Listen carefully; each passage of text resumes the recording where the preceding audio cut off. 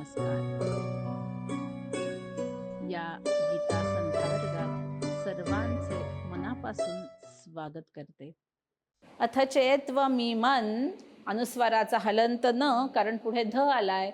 अनुस्वाराच्या पुढे ध आल्यास त थ द ध न हे अनुनासिक. धर्म्यम चेत्त्वमिमं धर्म्यम, ध वरती आघात. अनुस्वाराच्या पुढे स आलाय पण तो वेगळ्या पदात आहे म्हणून अनुस्वाराचा हलंत म. धर्म्यम संग्रामन, अनुस्वाराच्या पुढे न आलाय म्हणून हलंत न. न करिष्यसि, री वरती आघात. ततस, विसर्गापुढे स आलाय म्हणून विसर्गाबद्दल हलंत स. स्वधर्मं, ध वरती आघात. म च्या अनुस्वाराच्या पुढे क आलाय म्हणून क ख ग घ ङ हे अनुनासिक. वाङ्मयाचा ङ हलंत. कीर्त्यै, तीच्या अनुस्वाराच्या पुढे च आलाय म्हणून च छ ज झञ संजय मधला. कीर्त्यै च हित्वा, ही वरती आघात. पापम वाप्स्यसि, वा वरती आघात. अथ चेत्त्वमिमं धर्म्यं,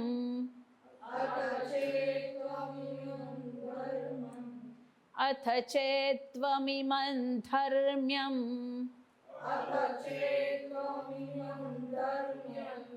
अथ चेत्त्वमिमं धर्म्यं, मिमं धर्म्यं, अथ चेत्त्वमिमं धर्म्यं, मिमं होतंय का? मिमन. हां म्हणा. म्हणा. परत एकदा. संग्रामं न करिष्यसि, करिष्यसि,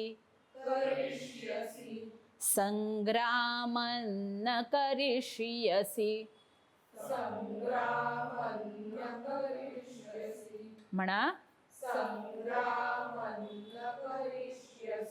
म्हणा. परत एकदा. अथ चेत्त्वमिमं धर्म्यं संग्रामं न करिष्यसि.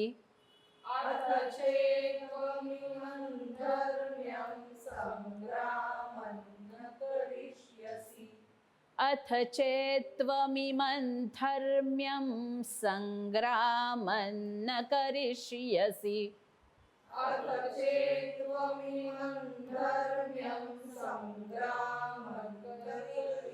अथ चेत्त्वमिमं धर्म्यं संग्रामं न करिष्यसि.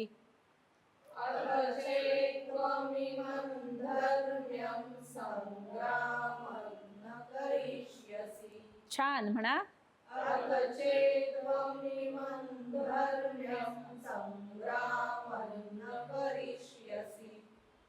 अथ चेत्त्वमिमं धर्म्यं संग्रामं न करिष्यसि.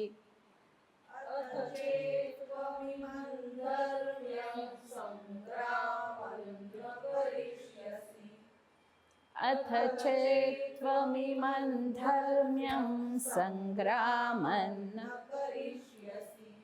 ततस्वधर्मं कीर्त्यै च,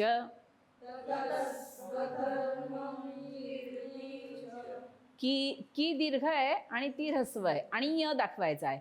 बघा. कीर्त्यै, कीर्त्यै. ततस्वधर्मं कीर्त्यै च,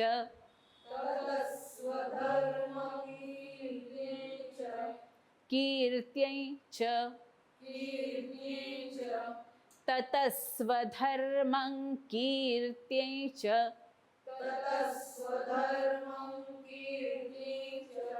आता तो य दाखवण्यासाठी ती लांबवायचा नाही. बघा की दीर्घ आहे त्याच्यापेक्षा ती ऱ्हस्व आला पाहिजे आणि तो य पण दिसला पाहिजे.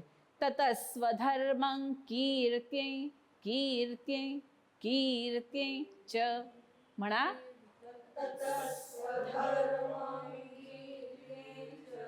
कीर्त्यै. म्हणा कीर्त्यै कीर्त्यै ततस्वधर्मं कीर्त्यै च. म्हणा परत हित्वा पापमवाप्स्यसि.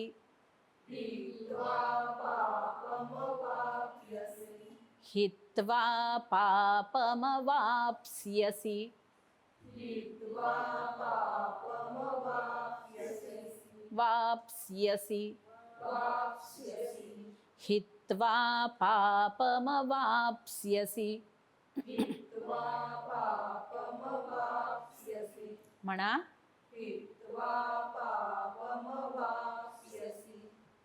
हित्वा वाप्स्यसि.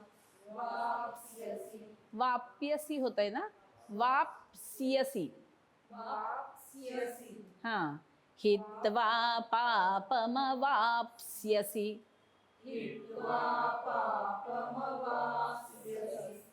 आलं? कुणाला नाही आलं? वाप्स्यसि. हां, वाप्स्यसि. सियसि सियसि. हां हां, पापम अवाप्स्यसि. अवाप्स्यसि सियसि. हां, हित्वा पापमवाप्स्यसि.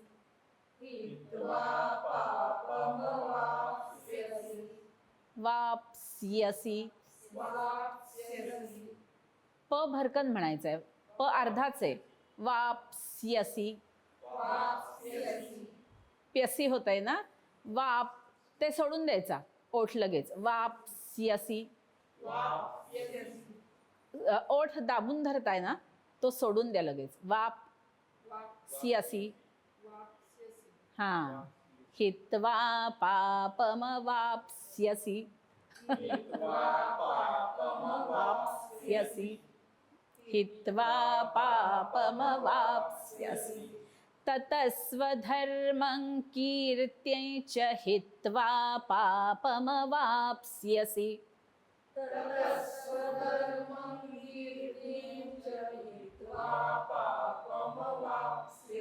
छान. ततस्वधर्मं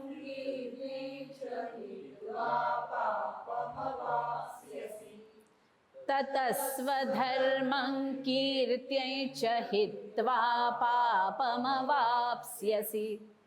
ततस्वधर्मं कीर्त्यै च हित्वा पापमवाप्स्यसि.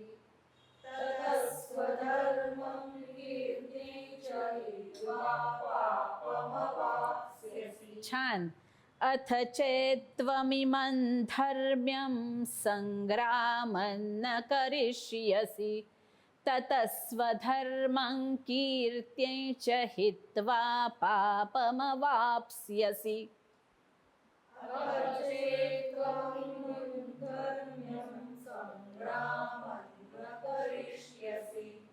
ततस्वधर्मं कीर्त्यै च हित्वा पापमवाप्स्यसि.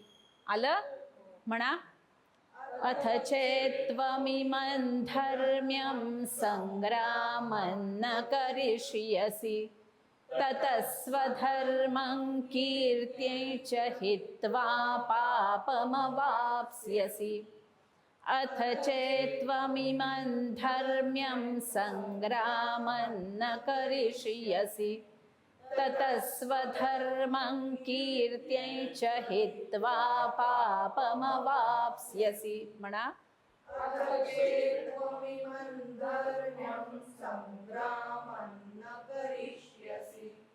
ततस्वधर्मं कीर्तिं च हित्वा पापमवाप्स्यसि। परत एकदा.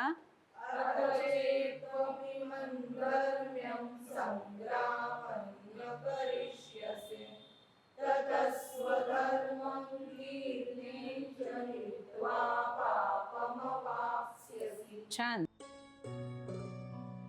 आज आपण जे श्लोक शिकलो आहोत त्याचा अर्थ आपण जाणून घेऊया.